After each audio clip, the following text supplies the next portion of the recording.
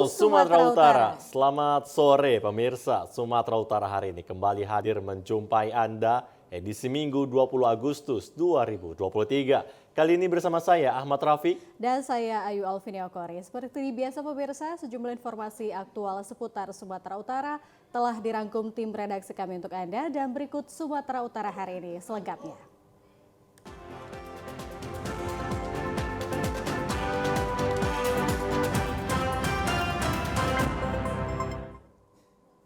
Informasi pertama pemirsa, Presiden Jokowi melakukan kunjungan kerja menghadiri KTT Bridge di Afrika. Selain itu Presiden juga berkunjung ke 4 negara di Afrika, yakni Kenya, Tanzania, Mozambik, dan Afrika Selatan.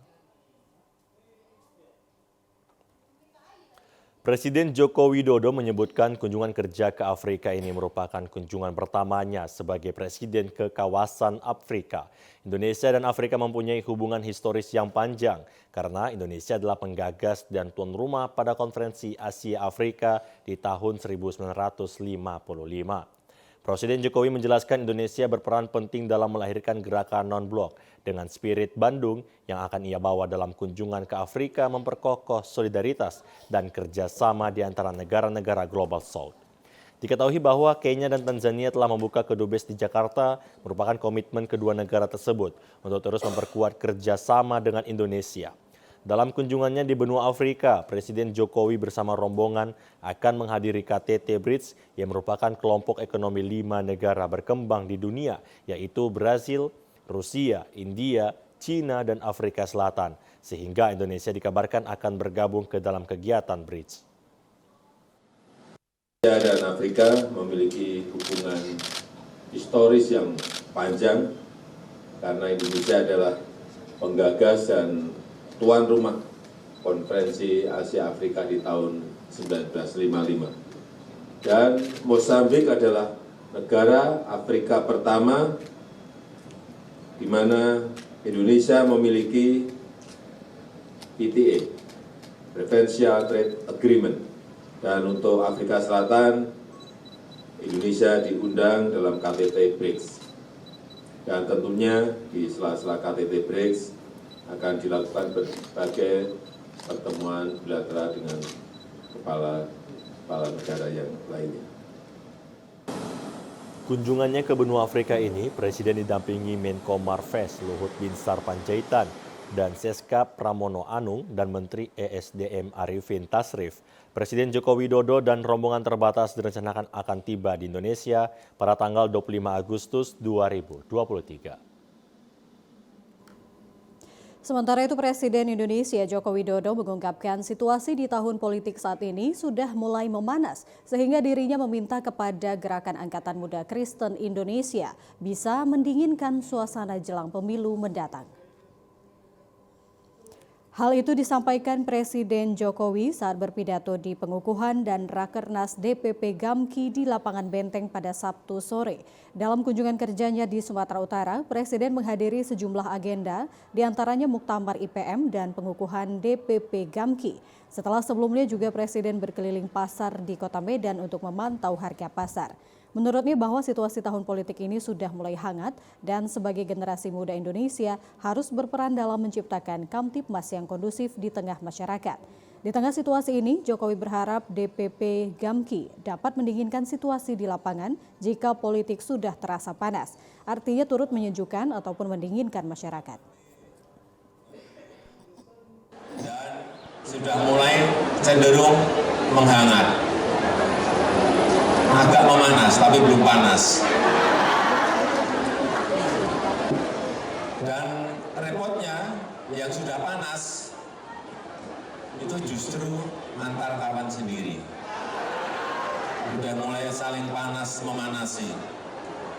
Maka saya minta kepada DPP Gamki untuk ikut mendinginkan situasi di lapangan kalau ada hal-hal yang panas. Ikut menyejukkan, ikut mendinginkan. Karena dalam situasi ketidakpastian global seperti sekarang ini, kita betul-betul perlu bekerja fokus, perlu bekerja kompak, perlu bekerja solid.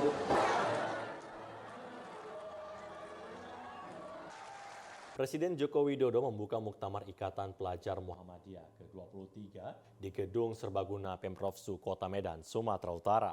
Jokowi berpesan kepada pelajar dan generasi muda agar memanfaatkan teknologi untuk kesejahteraan umat serta tetap menjaga budaya kesantunan di tengah gempuran era disrupsi.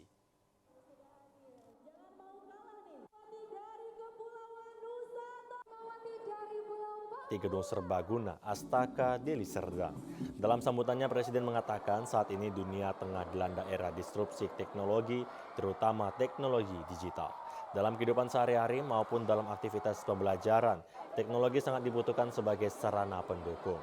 Jokowi juga berpesan kepada seluruh pelajar Muhammadiyah maupun generasi muda lainnya agar memanfaatkan teknologi untuk kesejahteraan umat.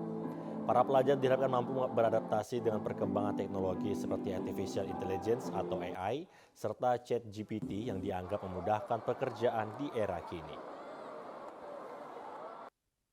Dilanda disrupsi teknologi, utamanya teknologi digital. Apa-apa serba digital. Oleh karena itu pesan saya, pelajari, kuasai, dan kembangkan dan manfaatkan semuanya untuk kesejahteraan umat. Sehingga saudara-saudara bisa menjadi generasi tangguh yang bukan hanya menguasai iptek, tapi juga memiliki budi pekerti luhur, memiliki moral yang baik, serta memperjuangkan kebenaran dan kemanusiaan. Tidak ada gunanya nilai sekolah 10, tidak ada gunanya. Kalau moralnya nol, kalau budi pekertinya tidak baik. Setuju, Bang? Rambut merah namanya. Namun Presiden menyebut perkembangan teknologi ini juga diikuti oleh beberapa dampak negatif yang harus juga mampu diantisipasi oleh para generasi muda dengan tetap menjaga budaya kesantunan agar tak terjebak dalam perkembangan teknologi yang tak memiliki batasan tersebut. Presiden Joko Widodo meninjau langsung Pasar Sukaramai Medan untuk memastikan harga bahan pokok stabil pada kunjungan kerjanya ke Medan. Selain itu, Jokowi turut membagikan bantuan langsung tunai dan sembako kepada pedagang dan warga.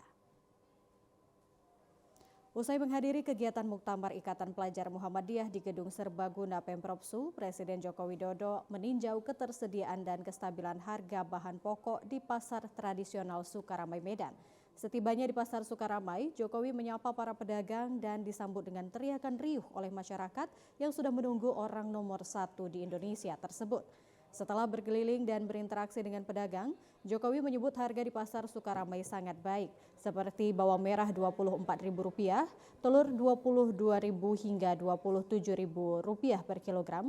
Presiden juga mengapresiasi hadirnya pasar murah keliling yang disediakan oleh pemerintah Kota Medan karena sangat membantu masyarakat.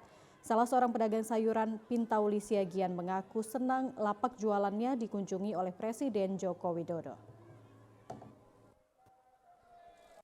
Ya merasa senang lah Pak, karena kami diberi bantuan, walaupun berapa adanya kami merasa senang. Kami berdoa semoga Pak Jokowi lebih baiknya ke depannya, gitu loh Pak. Amplop Pak, amplop. Berupa uang Bu? Iya, nggak pada ditanya memang, cuma dibilangnya ini ada bantuan gitu. Udah, gitu Pak bisa lebih. Ya senang lah Bu ya? Ya merasa senang Pak. Presiden Republik Indonesia Joko Widodo menjelaskan harga kebutuhan bahan pokok di pasar tradisional Kota Medan stabil. Ingin melihat kondisi harga. Saya lihat harganya sangat baik. Seperti bawang merah sangat murah, hanya Rp24.000. Kemudian telur, saya tanya sekilo kira-kira berapa? 22 sampai 27, sangat murah sekali. Dan yang saya senang juga ada pasar keliling, pasar murah keliling yang kira-kira ini bisa menurunkan harga untuk beras, minyak, gula. Karena ini program baik dalam rangka bisa menurunkan inflasi di kota atau di provinsi. Usai meninjau pasar, Presiden menyempatkan kembali menyapa warga sambil membagikan sembako dan baju. Presiden kemudian melanjutkan perjalanan untuk menghadiri acara pengukuhan Gerakan Angkatan Muda Kristen Indonesia di lapangan Benteng Medan. Kita beralih ke informasi lainnya, pemirsa. Petugas kepolisian bersama puluhan warga desa Parbangunan, Mandailing, Natal menggerebek rumah kontrakan yang diduga dijadikan tempat transaksi jual beli narkoba. Sekitar jam 12 malam kemarin, dua warga pendatang di desa Parbangunan diamankan dari rumah kontrakan berlantai 2 yang dijadikan tempat transaksi jual beli narkoba jenis sabu.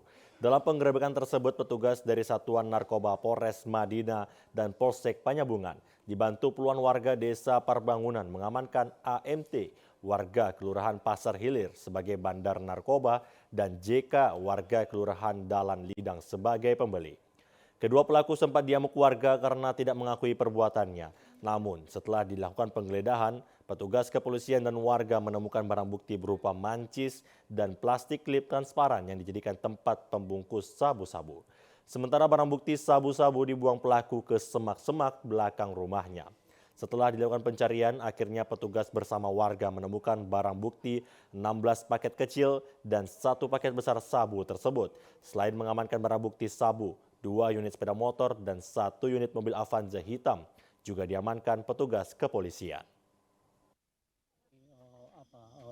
Penangkapan bandar sabu dari Polsek Panyabungan Kota, Bang. Sama masyarakat? Iya, sama masyarakat. Kira jam 12, Bang. 2 orang, Bang. 2 orang? Jadi pelaku ini bawa apa itu, Bang? Paket sabu, Bang. Sabu, Bang, ya? Iya, Bang. Jadi dia memang sudah meresahkan di kampung ini? Iya, sudah meresahkan sangat, Bang. Oh, dia kalau di sini baru katanya mengontrak sini baru 1 bulan. 1 bulan, Bang. Diamankan ke Polres Madinah untuk dilakukan penyelidikan lebih lanjut. Kodam 1 Bukit Barisan berhasil mengungkap kasus perjudian di Kabupaten Langkat. Selain itu, dalam konferensi pers di Media Center Kodam 1 Bukit Barisan Bukit Barisan menepis tudingan terkait intimidasi kepada bandar judi. Kodam 1 Bukit Barisan mengungkapkan bahwa peristiwa penangkapan terhadap bandar judi di Kabupaten Langkat berawal dari adanya laporan masyarakat tentang kegiatan perjudian. Menanggapi laporan tersebut, Kodam 1 Bukit Barisan bergerak cepat dan berhasil menangkap sejumlah pelaku, 1 merupakan oknum polisi dan 3 pelaku warga sipil, yaitu Abdul Ari sebagai juru tulis, Agus Sari sebagai pembeli nomor togel, dan Supriyatin sebagai koordinator lapangan. Dalam video yang sempat beredar di media sosial, salah seorang pelaku bernama Supriyatin mengaku telah memberikan uang koordinasi kepada oknum Polres Langkat sebesar 25 juta rupiah per bulan. Terkait proses hukum terhadap para pelaku, Kodam 1 Bukit Barisan telah menyerahkan pelaku ke Polres Langkat. Namun Supriyatin menyebar keterangan palsu saat diperiksa oleh Polres Langkat terkait keterlibatannya dalam tindakan kriminalitas perjudian. Dalam video viral, kedua ia mengaku telah mendapat intimidasi dari TNI dan menyebut ketegangan yang ada pada video pertama merupakan hasil karangan palsu akibat adanya intimidasi dari TNI. Kepala Penerangan Kodam 1 Bukit Barisan Kolonel Infantri Riko J. Siagian mengatakan bahwa pihaknya telah berkoordinasi kepada Polres Langkat dan keterangan yang ada di video kedua tersebut merupakan berita hoax. Yang beredar itu tidak benar. Ya, tidak benar karena dari kami dalam hal Denintel tidak ada melakukan intimidasi, pengancaman, ataupun intervensi. Dan pada saat pemeriksaan biasa-biasa saja. Dan itu sudah saya cek kebenarannya. Terkait itu juga saya mengucapkan terima kasih ya kepada Polres Langkat yang dengan bergerak cepat ya, Kapolres bersama Kasat Reskrim dan Kasat Narkoba datang ke Denintel, bertemu dengan Denintel untuk mengklarifikasi dan meminta maaf terkait dengan beredarnya video yang kedua yang bertolak belakang dengan hasil video yang sebenarnya. Untuk proses hukum terkait perjudian yang diduga melibatkan oknum polisi, Kodam 1 Bukit Barisan telah menyerahkan pelaku ke Polres Langkat sesuai arahan dari Polda Sumatera Utara. Pemirsa, selanjutnya kita memasuki segmen Pilihan Rakyat. Tetaplah bersama kami.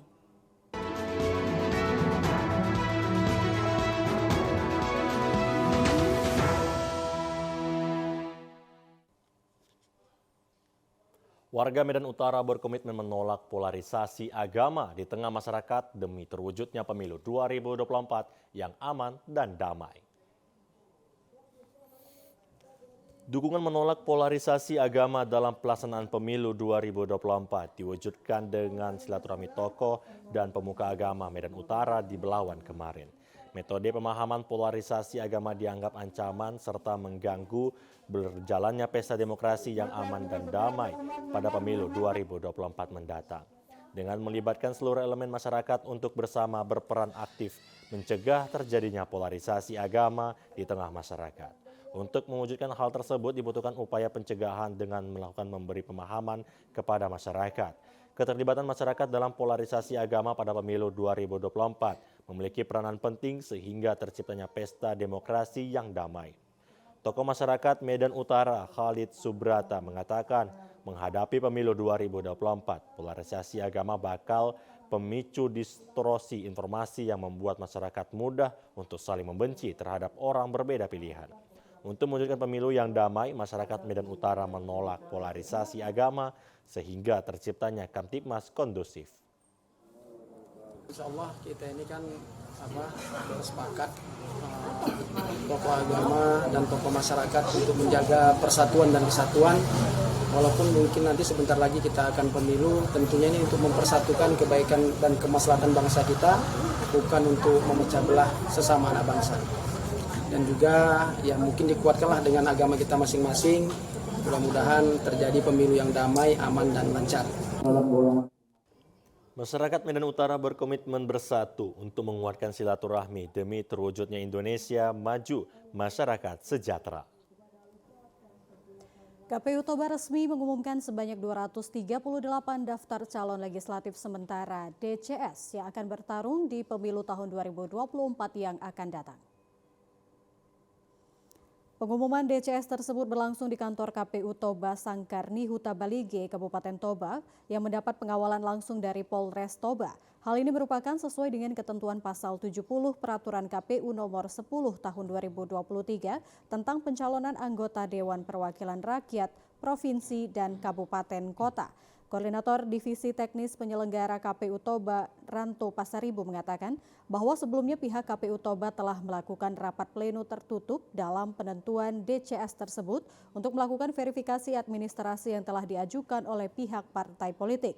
Dari hasil verifikasi tersebut, sebanyak 238 orang memenuhi syarat dan sebanyak 122 orang yang tidak memenuhi syarat dengan total jumlah keseluruhan bacalek yang didaftarkan sebanyak 360 orang dari 16 partai politik yang telah mendaftarkan bacaleknya. KPU Toba juga mengumumkan DCS anggota DPRD Kabupaten Toba dan presentase keterwakilan perempuan dalam daftar calon sementara. Ranto juga menyebutkan sesuai dengan ketentuan pasal 71 Peraturan KPU nomor 10 tahun 2023 tentang pencalonan anggota Dewan Perwakilan Rakyat Daerah Kabupaten Kota, masyarakat dapat menyampaikan masukan dan tanggapan terhadap calon sementara anggota DPR, DPRD Provinsi, dan DPRD Kabupaten Kota secara tertulis serta dengan barang bukti identitas diri dan bukti yang relevan kepada KPU Kabupaten Kota. Kita sudah menetapkan daftar calon sementara berdasarkan rapat pleno tertutup oleh KPU Kabupaten Toba. Lalu tanggal 19 sampai tanggal 23 kita akan mengumumkan daftar calon sementara khusus di Kabupaten Toba.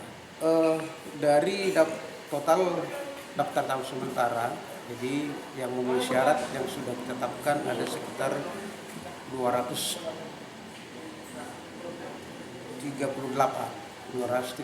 yang memenuhi syarat, lalu ada 122 yang tidak memenuhi syarat. Pengumuman penetapan DCS ini telah diumumkan melalui website info pemilu KPU dan media sosial lainnya. Pemirsa, sistem informasi pencalonan Silon yang digunakan KPU dalam melakukan pendaftaran bakal calon legislatif (Bacalek) membuat proses pendaftaran dan verifikasi lebih efektif.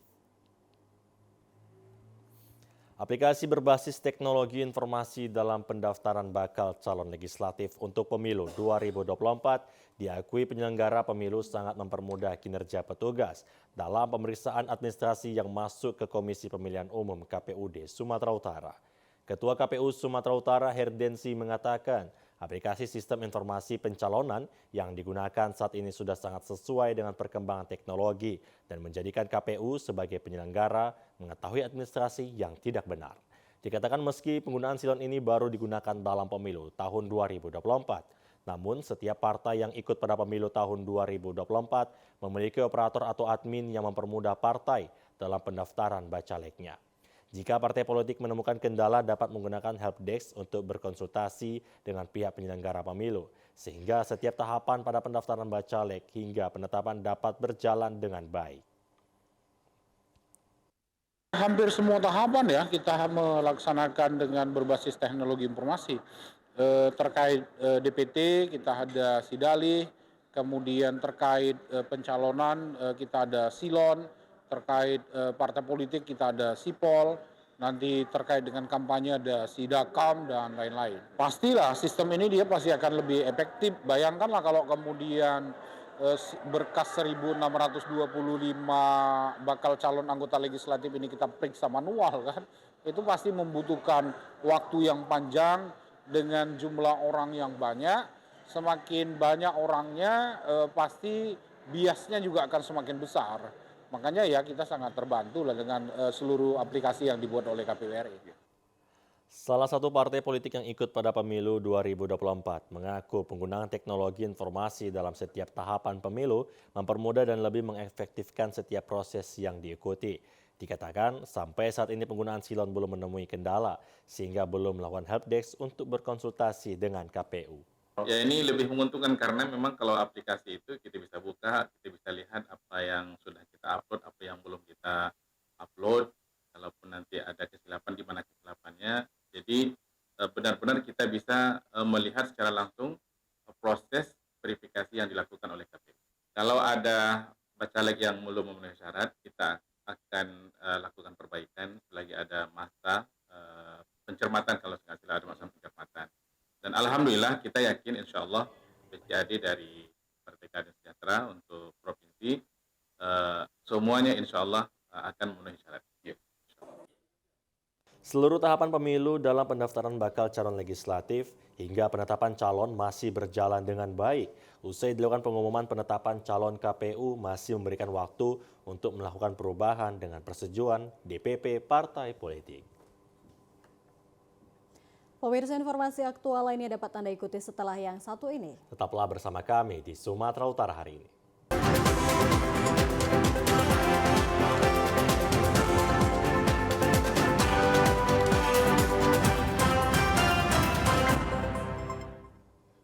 Terima kasih pemirsa, Anda kembali lagi bersama kami di Sumatera Utara hari ini. Dalam rangka memperingati HUT ke-61 LPP TVRI, TVRI Sumatera Utara mengadakan senam sehat di lapangan warna-warna Martubung pagi tadi.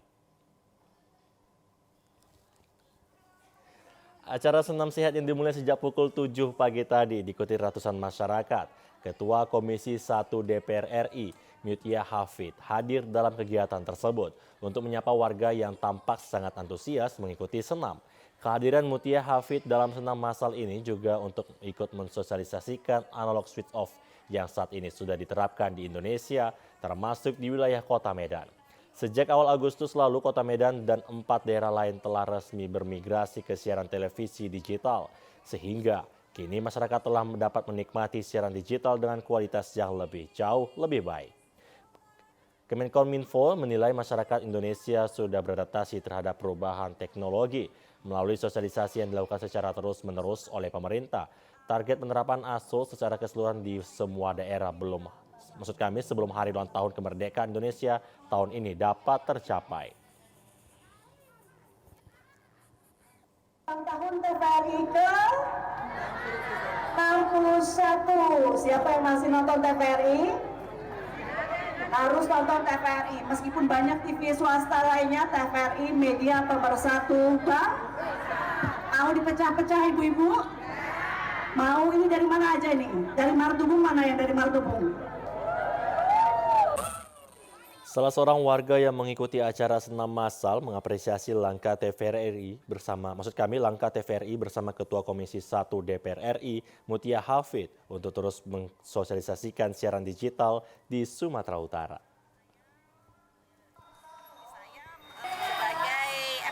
Pecinta atau penyelenggaraan yang saya sukai TVRI selama ini, saya bangga berpuluh tahun sampai sekarang 61 tahun menjadi kebanggaan Indonesia, terutama Sumatera Utara, Medan, supaya berkembang dan maju terus acara-acara dalam TVRI yang bisa mendidik dan membuat motivasi ke depannya lebih bagus dan bermutu. Pada kegiatan senam massal turut diadakan Lucky Draw dengan hadiah set-top box dan berbagai macam hadiah lainnya. Semarak hiburan rakyat dalam rangka memperingati Hari Kemerdekaan masih berlangsung di tengah masyarakat. Salah satunya hiburan rakyat kemerdekaan yang digelar oleh kalangan pemuda di kawasan Jalan Bilal, Kecamatan Medan Timur. Puluhan pemuda di kawasan lingkungan 11 Kelurahan Pulau Brayan Darat 1, Kecamatan Medan Timur menampilkan pertunjukan pembacaan puisi, pemotongan tumpeng hingga tarian budaya. Hal ini dilakukan guna menimbulkan kembali rasa nasionalisme dan sadar akan budaya bagi kaum pemuda untuk menyemarakkan bulan kemerdekaan. Digelarnya panggung hiburan rakyat ini juga sebagai wujud mempersatukan kekompakan antar warga di lingkungan tersebut agar terciptanya suasana yang rukun dan aman. Ketua Panitia Aulia menyebut pagelaran hiburan rakyat ini merupakan langkah nyata yang diciptakan oleh pemuda sekitar terhadap kepedulian akan kerukunan warga di lingkungannya. Jadi sebenarnya tujuan diselenggarakan kegiatan-kegiatan seperti ini guna membentuk pemuda-pemuda ini menjadi regenerasi handal di kemudian hari, karena pada dasarnya siapa lagi yang akan menggantikan orang-orang tua kami ini kalau bukan kami yang mulai belajar dari sekarang. Untuk itu kami berinisiatif dan alhamdulillahnya sampai hari ini kami didukung dan support penuh oleh ayahanda, abangda serta ibunda kami ini, sehingga kegiatan-kegiatan kami ini mulai dari terbentuknya struktur kepanitiaan sampai sampai malam hari ini dapat berjalan dengan baik dan bisa dikategorikan sukses. Acara ini juga sebagai ajang saling mengingatkan antara generasi muda akan bahaya narkoba dan kriminalitas yang kini kerap terjadi di Kota Medan. Dengan bimbingan tokoh masyarakat sekitar, acara bertajuk hiburan rakyat ini digelar dari hasil patungan setiap warga di lingkungan ini. Babin Kamtibmas sekaligus tokoh masyarakat Aibtu Aidil menyebut kegiatan positif perlu dilakukan oleh generasi muda agar terhindar dari penyalahgunaan narkotika yang dapat menjerumuskan ke tindakan kriminalitas. Babin Kamtibmas, ya, kami mengapresiasi apa yang dibuat adik-adik kita di lingkungan 11 ini, Kelurahan Pulau Brayan Darat 1. Mereka sangat bersemangat ya dengan bantuan dan motivasi dari para senior-seniornya dan orang-orang tua kita di sini. Tak hanya panggung hiburan rakyat, para pemuda di lingkungan ini juga sering menggelar berbagai kegiatan positif agar dapat merekatkan kerukunan warga seperti gotong royong dan pengajian. Pemirsa, sebanyak 500 unit pecinta mobil Volkswagen yang tergabung dalam Volkswagen Indonesia Association dari berbagai daerah berkumpul dalam ajang Jambore Nasional ke-52 di Medan. Perhelatan tahunan yang dilaksanakan setiap tahunnya para pecinta VW ini berlangsung selama 2 hari, yakni Sabtu dan Minggu 19 dan 20 Agustus 2023 di Arena Pekan Raya Sumatera Utara Medan. Selain sarana berkumpul para pemilik dan pecinta Volkswagen, event Jambore Nasional Volkswagen tersebut juga diisi Festival Budaya Sumatera Utara, Volkswagen Display Contest, Community Gathering, Klasik dan Retro Meetup, Festival Kopi, dan kegiatan sosial dalam menyambut Hari Kemerdekaan Republik Indonesia ke-78. Ketua Umum VW Indonesia Komjen Pol Purnawirawan Dr. Andes Nana Soekarno mengatakan, kegiatan Jambore Nasional Volkswagen ke-52 berkolaborasi dengan pemerintah Provinsi Sumatera Utara melalui dinas terkait, yaitu Dinas Pemuda dan Olahraga dan Dinas Pariwisata dan Ekonomi Kreatif Sumatera Utara. Seperti yang saya bilang bahwa Jambore itu bukan tujuan, tapi sarana kita untuk membangun silaturahmi sambil happy, enjoy. Selain kepentingan pribadi, keluarga, enjoy, tapi juga sebetulnya kita mendukung program pemerintah. Ini mungkin yang perlu dikemas, kemas ulang ya, quote on quote, dan di backup pemerintah. Bahwa bengkel-bengkel mobil klasik itu juga perlu didukung seperti UMKM lain. Karena kenapa? Karena kalau bengkel hidup, maka montir hidup, tukang las hidup, tukang cat hidup, kan teknisi semua hidup. Ketua Volkswagen Sumatera Utara Heri Purwoko mengatakan acara VW Merdeka ini mengangkat tema Unity in Diversity yang memiliki arti persatuan dalam keberagaman, sekaligus melestarikan keberadaan mobil klasik di masa modern. Rangkaian acara VW Merdeka diantaranya ada festival sarasehan, pagelaran seni dan budaya, display kontes, festival kuliner, bazar otomotif dan UMKM, live musik, VW Award hingga foto kontes. Volkswagen Sumatera Utara merupakan tuan rumah penyelenggaraan event Jambore Nasional Volkswagen Indonesia yang pertama di luar Pulau Jawa dan Bali sepanjang sejarah pagelaran event nasional ini. Harapan terbesar dari acara Jambore Nasional ini adalah masyarakat dapat merasakan manfaat adanya komunitas otomotif, khususnya Volkswagen Indonesia, yang dapat bersinergi dengan kegiatan sosial budaya, serta menumbuh kembangkan kecintaan dalam bidang otomotif dalam pembangunan Indonesia. Ini berkat semua dukungan semua pihak, baik dari Pemprov Su, UMKM, teman-teman dari klub VW sendiri, dan juga teman-teman klub di luar VW yang ada di Medan ini. Jadi untuk hari ini memang kegiatan yang utama adalah silaturahim, baik itu antara klub VW itu sendiri maupun klub-klub yang di luar VW, khususnya di Sumatera Utara. Kemudian kita juga mempromosikan UMKM yang ada di Sumatera Utara dan sekaligus pariwisata yang ada di Sumatera Utara.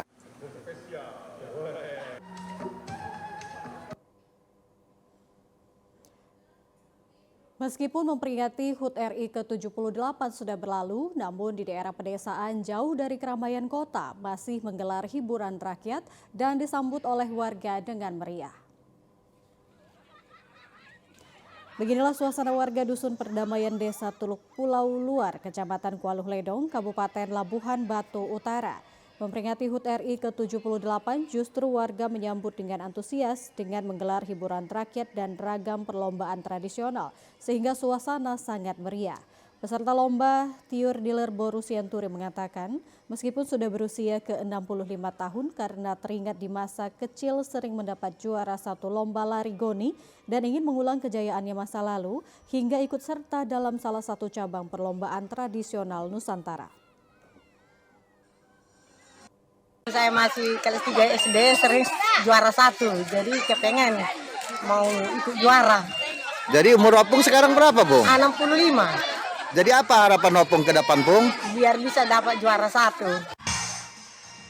Sementara itu warga Faini dan Leni menjelaskan perayaan memperingati HUT RI tahun ini lebih meriah dari tahun sebelumnya dan berharap tahun depan pagelaran hiburan rakyat seperti ini dapat dilaksanakan lebih meriah. Marak, Pak. Marak. Harapannya ke tahun depan lebih meriah lagi dari yang tahun ini. Itu desa pedalaman, namun mereka tidak ingin ketinggalan memperingati kemerdekaan. Pemirsa, Jamaah Safari Subuh Arafah Sumatera Utara Kodam 1 Bukit Barisan meramaikan Masjid At-Taqwa dengan bersafari. Kegiatan Safari Subuh Arafah Sumatera Utara yang memasuki minggu ke-63 ini terus menyebarkan syiar Islam dari masjid ke masjid. Sholat subuh berjamaah mengawali kegiatan Safari Subuh Arafah Sumatera Utara di Masjid At-Taqwa Kodam 1 Bukit Barisan di Jalan Gatot Subroto Medan, Sumatera Utara pagi tadi.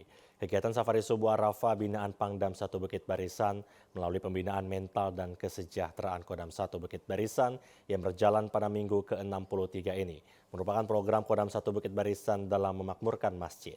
Kegiatan Safari Subuh Arafah Sumatera Utara dalam menyebarkan syiar Islam dari masjid ke masjid, memperkenalkan kota infak kejujuran. Pada kesempatannya, Ketua Safari Subuh Arafah Sumatera Utara turut menyerahkan surat keterangan pembentukan pengurus di Kota Medan. Pangdam 1 Bukit Barisan Mayor Jenderal TNI Ahmad Daniel Chardin di sela-sela hari terakhir masa jabatannya menyampaikan kepada jamaah safari subuh untuk terus kompak. Pangdam 1 Bukit Barisan ini berpesan agar tidak terpengaruh dengan situasi-situasi politik yang dapat memecah belah. Melalui safari subuh ini kiranya dapat menjalin tali silaturahmi. Kita lalui yang lalu ada beberapa masjid yang sudah kita datangi dan kita membangun silaturahim. Intinya kita beribadah sekaligus membangun silaturahim, menyampaikan hal-hal yang baik, yang positif untuk kemaslahatan kita bersama umat muslim khususnya. Kegiatan safari subuh Arafah Sumatera Utara juga diisi dengan tausiah singkat oleh Ustadz Zul Arafah. Satu Bukit Barisan yang terus membantu dakwah kami, mudah-mudahan jamaah subuh Arafah Bukit Barisan ini terus berlanjut sampai akhir hayat kita. Mudah-mudahan semua kita selamat bahagia di dunia dan di akhirat. Amin. Di akhir acara, Pangdam 1 Bukit Barisan bersama tim safari subuh Arafah Sumatera Utara memberi santunan dan sembako kepada anak yatim. Pemirsa, berikut informasi perakiraan cuaca di sejumlah daerah di Sumatera Utara dari Badan Meteorologi, Klimatologi, dan Geofisika Wilayah 1 Medan berlaku pada hari Senin 21 Agustus 2023. Halo Sobat BMKG, kembali lagi bersama saya Nora Sinaga, perakiraan BMKG Wilayah 1 Medan yang akan menyampaikan informasi perakiraan cuaca dan hotspot Provinsi Sumatera Utara Senin 21 Agustus 2023. Pada pagi hari wilayah Sumatera Utara diperkirakan berawan. Untuk siang hingga sore hari wilayah Sumatera Utara diperkirakan hujan ringan hingga lebat dengan potensi hujan lebat terjadi di wilayah Madinah. Untuk malam hari potensi hujan sedang hingga lebat masih terjadi di wilayah Sumatera Utara dengan potensi hujan lebat terjadi di wilayah Langkat, Binjai, Medan, Karo, Deli Serdang dan sekitarnya. Untuk dini hari wilayah Sumatera Utara diperkirakan berawan.